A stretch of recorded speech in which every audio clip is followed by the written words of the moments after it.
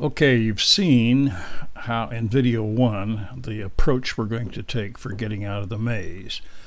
Now what we really have here is the script that runs the notebook that's running the avoid that you should have finished by now.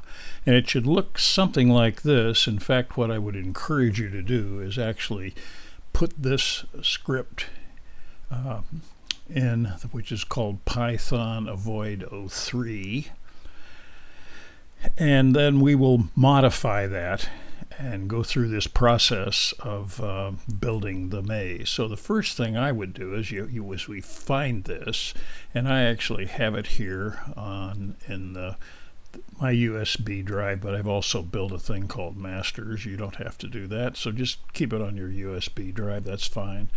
And I will now right click, and there's a duplicate. So we duplicate, and we now have a duplicate, and I will click this, double click this, and here it is.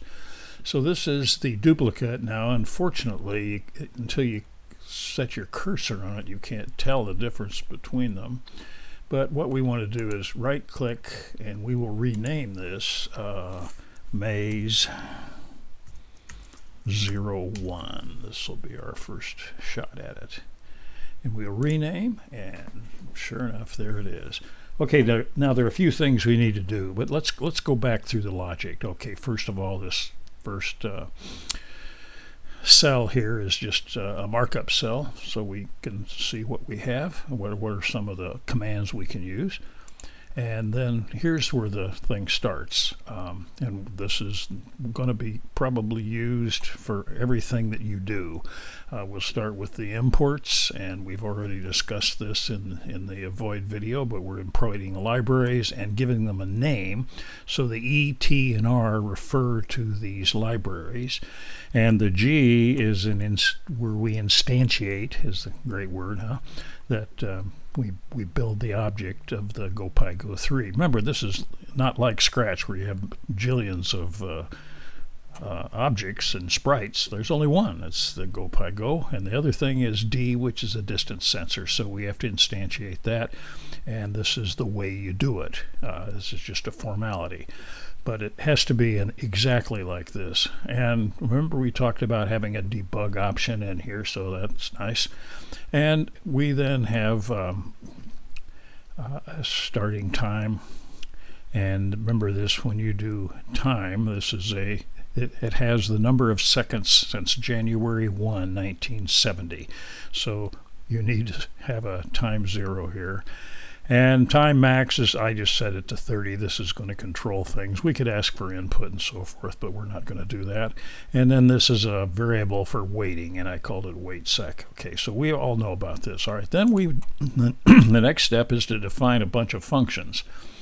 And what we had was a setup to set the speed, and we had a go forward, and we'll change that a little bit. And we have a flashlights, and we went through that. And we have a backup, which goes backward for a while. Or now remember, when you start saying go backward, it'll go forever, but the code waits for a wait second, and then you stop. So this really means this thing would go backwards for half a second. And then we have a random turn. Now we're going to get rid of this because we're not going to turn at random. We will turn left or right at random, but we will not use this. So we might as well get rid of this. So I will just set it and delete it now. The way we worked the script before, and we'll do the same thing here, we set a variable called run to true, and while run is true, all these statements in here get executed that are indented by 4 or more, actually.